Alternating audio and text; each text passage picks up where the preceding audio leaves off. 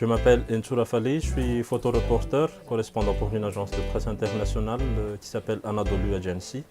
C'est une agence de presse turque, donc je suis le correspondant basé à Madagascar. Donc, pour ce reportage, j'ai utilisé ce petit Leica M8.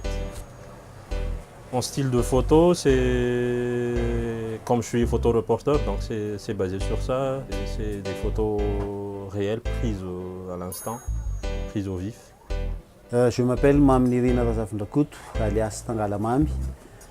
Pour ce reportage sur le Tokakasi, j'ai surtout utilisé un appareil photo Fuji et un objectif Fuji 10-24 mm. Pour ce qui est du style photographique, c'est plutôt reportage combiné avec de la street photographie. En fait, pour ce reportage concernant le Tokagas, c'est mon pote Mamnirina Razafndakut qui a eu l'idée, parce qu'il a l'habitude de voyager et de travailler dans la région d'Amurmani, donc il m'a proposé d'aller faire ce reportage avec lui. On a trouvé aussi que c'est vraiment intéressant parce que ça représente une économie d'échelle assez importante pour au moins 3 régions. On a su aussi que ça fait vivre les villageois, les fabricants, même si c'est interdit par la loi à Madagascar. Pour ce reportage concernant la piste du Tokakasi, nous étions dans un petit village qui se trouve à 2 heures de voiture, puis 8 heures de marche de la route goudronnée dans la région d'Amurmani. Et nous avions suivi la piste où les acheteurs font leurs activités. Nous étions en immersion avec les fabricants de Tokakasi. Nous avons fabriqué du Tokagas avec eux, nous avons collecté les cannes à sucre avec eux et c'était en totale immersion dans les lieux de fabrication.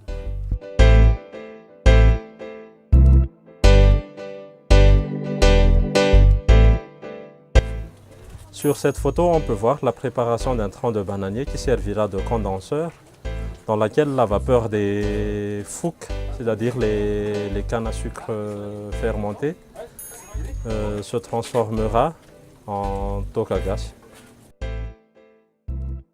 Sur la photo suivante, là c'est le ramassage des fouques, c'est-à-dire les cannes à sucre fermentées avec des plantes vertes dans un aditok, c'est-à-dire les aditok c'est un trou de 1 mètre de diamètre et de 2 mètres de profondeur dans laquelle les rondelettes de canne à sucre sont macérées avec des plantes vertes. Sur cette photo intitulée « Acheteur de gros volume », on voit un jeune homme avec plusieurs bouteilles en plastique, bien emballées, bien ficelées, et sur lesquelles il ramènera au moins une 50aine de litres sur une 60aine de kilomètres de distance pendant 2 à 3 jours. Sur cette photo intitulée « Ça commence à fumer », on voit sur le bord de la barrique qui sert pour la cuisson des débuts de fumée. Et on se hâte d'installer les lunars. Les lunars, ce sont des joints faits à partir de fibres de bananier. Et on installe tout ça pour qu'il n'y ait pas de fuite afin de faire passer rapidement les fumées dans le condenseur. Sur cette photo intitulée « La soif », parce que chaque acheteur possède sa réserve personnelle et à chaque arrêt, dans des points précis pour les arrêts, ils boivent pour leur santé, pour se donner du courage et surtout pour attaquer les plusieurs dizaines de kilomètres qui les attendent encore. Sur cette photo intitulée « Les acheteurs de tout âge », on voit au moins 8 personnes qui marchent à la queue leu-leu, d'un pas rapide, sinon très rapide, avec des bidons et des bouteilles plastiques vides sur le dos, parce qu'il faut se hâter d'aller rejoindre les lieux d'achat pour pouvoir être le premier servi.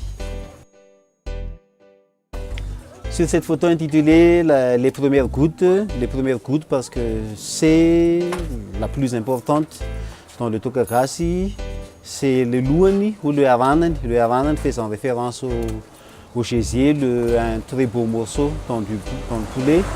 Et cette première goutte, il faut que tout le monde y goûte aussi parce que c'est ce qui va déterminer la qualité de l'ensemble du Tokagrassi.